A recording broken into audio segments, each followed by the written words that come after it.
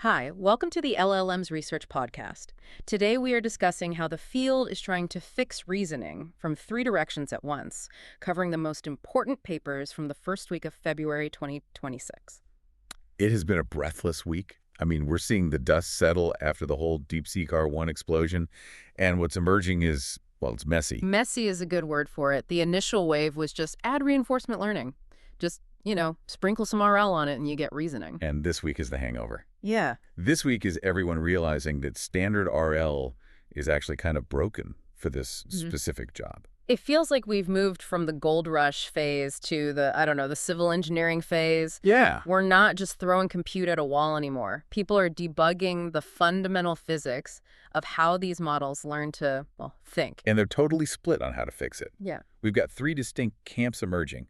You have the geometricians who think the model's brain is literally shaped wrong. Then you have the pipeline engineers rewiring the feedback loops. And then the architects who are just saying, look, it doesn't matter how smart the model is if it runs out of memory halfway through a thought. Let's start with the geometricians, because that MRPO, paper manifold reshaping, policy optimization, it made a claim that honestly sounded a little heretical to me. Oh, it's a direct attack on the current orthodoxy. They're basically saying that standard RL, PPO, DPO, all the stuff everyone uses might not actually be adding any new reasoning capacity at all. Right. They're arguing it just unlocks what's already there, but in a really restrictive way.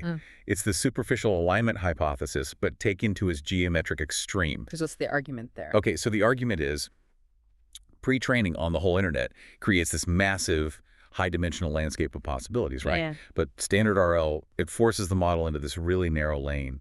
They call it the bias manifold. The bias manifold. It sounds like a sci-fi prison. In a way, it is. When you do RLHF, you're training the model to be safe and polite. And that pushes its thinking into a low-rank subspace. It just creates answers that follow these standard templates. But true reasoning, like the aha moments, that lives outside that safe zone. Exactly. It lives in the high-dimensional chaos that the RL is actively squashing. By training the model to be a good model, you're sort of lobotomizing its ability to find these weird, complex solutions. So how do you measure that? How do you measure, the weirdness of a thought? They use a metric called effective rank. You can think of it as the volume of the model's thought process. Standard RL flattens that volume into a pancake. Okay. The effective rank just plummets. Yeah. MRPO is designed to force that shape back open to make it more three-dimensional again. But how do you do that without the model just spewing garbage? I mean, if you leave the safe zone, aren't you just entering noise? That's the trick. They use something called Spectral Orthogonal Exploration, or SOE. Imagine the model is driving down a highway. That's the bias manifold. Right. SOE grabs the steering wheel and just yanks it into the cornfield, into what they call the null space. The null space being the area that's mathematically orthogonal to where the model usually wants to go? Precisely. And it's not random noise. It's the part of the latent space that holds low probability but maybe really high-value connections. By forcing the model there and then rewarding it for keeping its effective rank high, they essentially force it to be structurally creative. And the results were surprisingly strong for a smaller model. Incredibly strong. I mean, they got a 4 billion parameter model to beat a 32 billion parameter model on the AMI 24 math benchmark. A 4B model beating a 32B. I mean, that usually only happens with massive overfitting or, data contamination. And they claim it's a geometric scaling law. It suggests that parameter count matters less than we thought. If you fix the geometry of the reasoning space, you don't need a trillion parameters. You just need to stop trapping your small model in a low-rank prison. You have to let it be weird again to be smart. Exactly. Okay, so MRPO fixes the space where the thinking happens. But even if the space is correct, the way we teach the model to navigate it feels inefficient. And that brings us to ReMiT. This paper felt like it was trying to fix a broken supply chain. That's a really good way to put it. ReMiT, or RL-guided mid-training, it just attacks the pipeline itself. I mean, think about how we train these things right now. It's a waterfall. It's strictly linear. Pre-train, then supervise, fine-tune, then RL. 1, 2, 3. Done. And ReMiT asks, wait, why are we throwing away the RL signal? Right. Usually the smart model at the end of the process never talks to the dumb base model at the beginning. ReMiT changes that. They take the RL-tuned model, the one that's already smart, and use it to guide the base model during a mid-training phase. So it's a flywheel? The RL model teaches the base model, which makes a better base model, which lets you train an even smarter RL model next time. Exactly. But the fascinating part isn't just that they do it, it's what the model learns. When they looked at the difference between the base model and the smart RL model, the biggest gaps weren't on, like, nouns or numbers. It was the logical connectors, therefore, so, because. Those specific tokens. The RL model knows that the word therefore is the pivot point where the reasoning actually happens. It's where the computation shifts from retrieving facts to, deducing a conclusion. That makes so much intuitive sense. So ReMiT takes the training data and dynamically reweights it. It tells the base model, hey, pay extra attention to these words. It's basically highlighting the textbook and saying the structure is going to be on the test. And it works. It improves performance on pre-training benchmarks by 3%. In the pre-training world, where people spend millions of dollars for a 1% gain. 3% is huge. It's huge. It proves the feedback loop shouldn't just be at the end. So we have better geometry with MRPO, a feedback loop with ReMiT.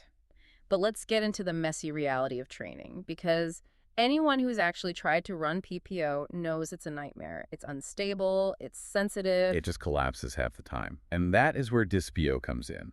This paper is for the engineers who are tired of babysitting their loss curves. This is the four regimes concept, right? It sounds like a decision matrix for gradients. It is. In standard PPO, you often clip the updates to keep things stable. DISPO decouples this. It looks at two things.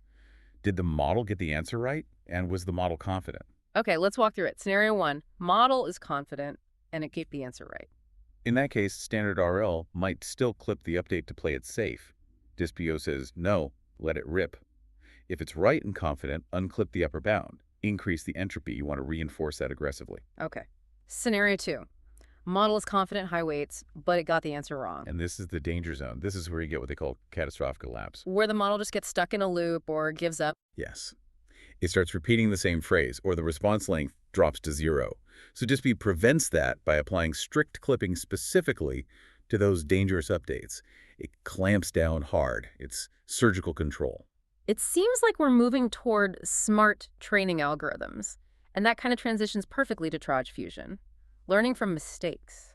TrajFusion is one of my favorites this week because it feels so human. Usually, when a model generates a wrong answer during training, we just throw it in the trash. Which is incredibly wasteful. It's like a teacher shredding a student's wrong answer without showing them why. Exactly. TrajFusion asks, don't we learn more from our mistakes? So they interleave the data.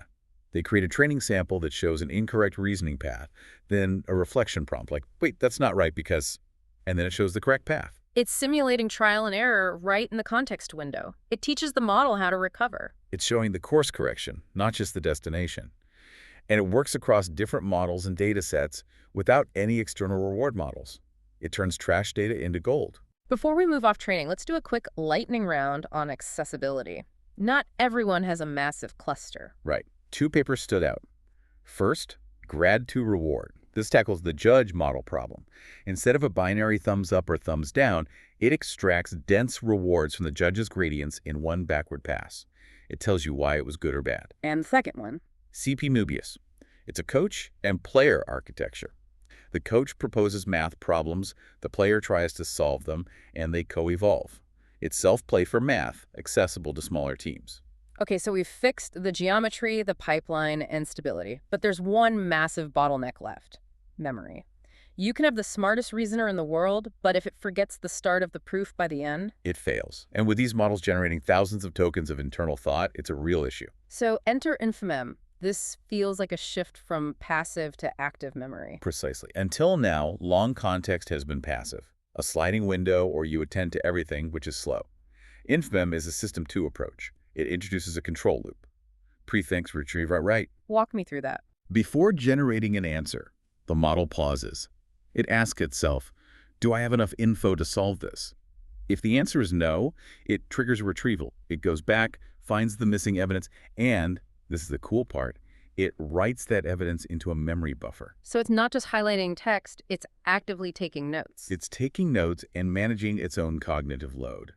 It can also decide to stop. If it has the answer, it stops retrieving.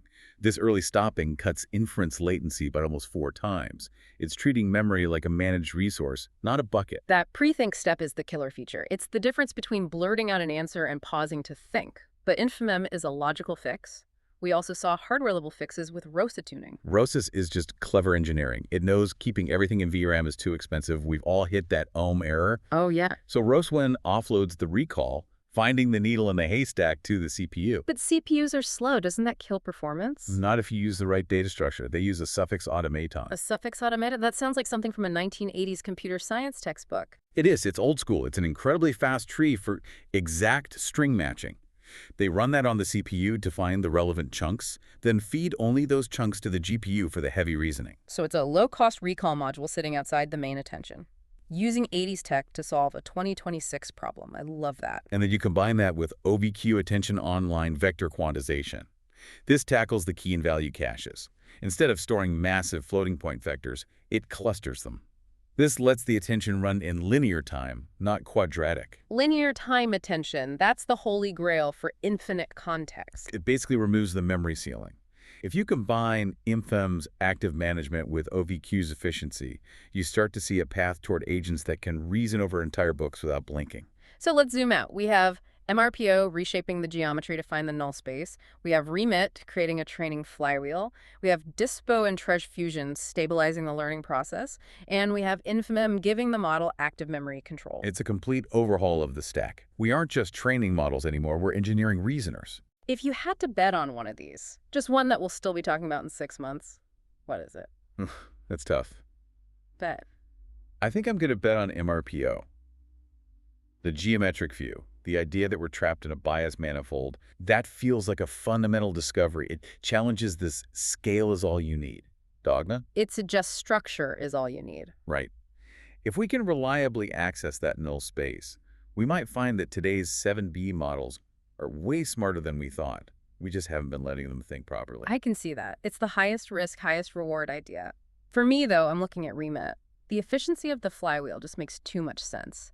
The idea that we're wasting the intelligence of our best models by not feeding it back into pre-training. Once you see that inefficiency, you can't unsee it. You can't. I think that loop becomes standard practice everywhere. It's the difference between learning from a textbook and learning from a tutor who knows exactly what you're struggling with. Yeah, that's a good way to put it. And honestly, that pivotal tokens insight that the real logic lives in the connectors is something I'm going to be thinking about every time I read a prompt now. It really highlights that reasoning isn't just a cloud, it's a structure. And this week, we got a glimpse of the blueprints. If you liked today's episode, don't forget to subscribe to the LLMs Research Podcast to get episodes like this covering what actually matters in the research world of large language models. See you next week.